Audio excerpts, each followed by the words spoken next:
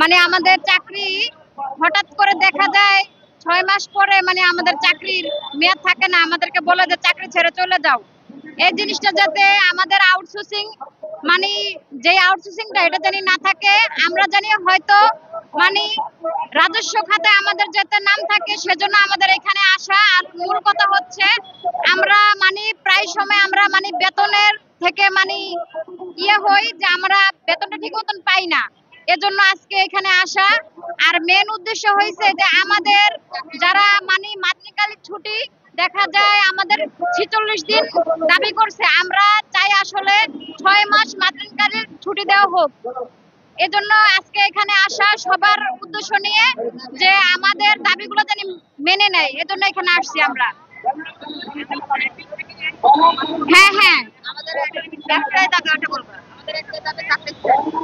এখন আমাদের আমরা মানে যার আন্ডার থেকে আমরা যে এখানে আসছিলাম, মেন কথা হচ্ছে মানে তারা আমাদের দাবি মেনেই নিচ্ছে না। আমাদের একটাই দাবি, আমরা স্থায়ী হতে চাই। আমরা মানে সরকারি প্রতিষ্ঠানে চাকরি করে আমাদের সাথে যারা তারা হচ্ছে গিয়ে সব রকমের সুযোগ সুবিধা পায়, আমরা সেই সুযোগ সুবিধাগুলো পাই না, এটা হচ্ছে মেন উদ্দেশ্য। আর আমাদের বেতন হচ্ছে গিয়ে মনে করেন মেন যে বেতনটা সেটা আমরা পাই না, আমাদেরকে দালালের মাধ্যমে বেতনটা দেওয়া হয়। আমরা চাই আমাদেরকে রাজস্ব খাতায় নাম দিয়ে আমাদেরকে সরকার যেতে বেতন দেয়, তাহলে সরকার থেকেই বেতনটা দেওয়া হোক। এটাই। আপনি কিসে চাকরি করতেন?